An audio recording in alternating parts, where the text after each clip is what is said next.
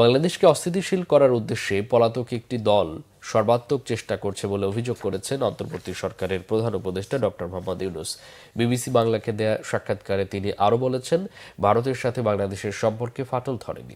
সাক্ষাৎকারে নানা প্রশ্নোত্তরে অন্তর্বর্তীকালীন সরকারের প্রায় 7 মাসে আইনশৃঙ্খলা পরিস্থিতি, সংস্কার এবং নির্বাচন, ছাত্রদের নেতৃত্বে নতুন দল গঠন সহ রাজনৈতিক ঘটনা প্রবাহের বিষয়ে প্রধান উপদেষ্টা ডক্টর ইউনূসের অভিমত উঠে এসেছে। সংস্কারের গুরুত্ব তুলে ধরে তিনি বলেছেন, ধ্বংসাবশেষ থেকে নতুন চেহারায় আসছে বাংলাদেশ। তিনি দাবি করেন, অন্তর্বর্তী সরকার অর্থনীতিকে সহজ করায় দেশ বিদেশের আস্থা অর্জন করা সম্ভব হয়েছে। পরিস্থিতি এমন যে সারা দুনিয়া বিপুলভাবে আস্থা স্থাপন করছে। প্রত্যাশিত সংলাপ এখনো শুরু করতে না পারায় আক্ষেপ প্রকাশও করেছেন। তিনি দাবি করেছেন, অপরাধের পরিমাণ আগের থেকে মোটেও বাড়েনি। অপরাধের বিরুদ্ধে কার্যকর ভূমিকা নিতে না পারার বিষয়টি নজরে আনা হলে ডক্টর ইউনূস বলেছেন, পুলিশের মধ্যে জেঁকে বসা ভয় দূর করে আস্থা ফেরাতে চেষ্টা অব্যাহত আছে।